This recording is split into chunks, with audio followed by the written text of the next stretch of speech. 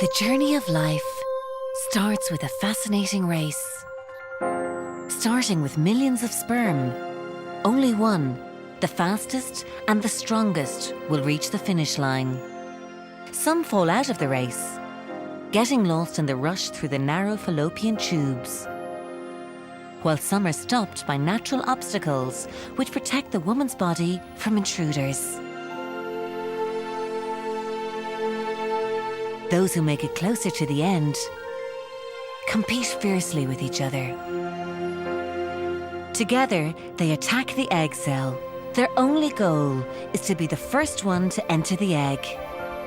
Only one will make it through, but the others simplify this mission by slowly dissolving the membrane of the egg.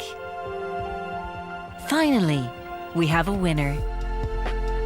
The winning sperm enters the egg and conception occurs.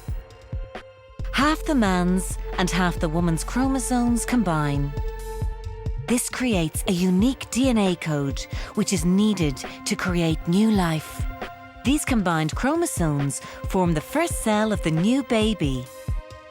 This is now called the zygote.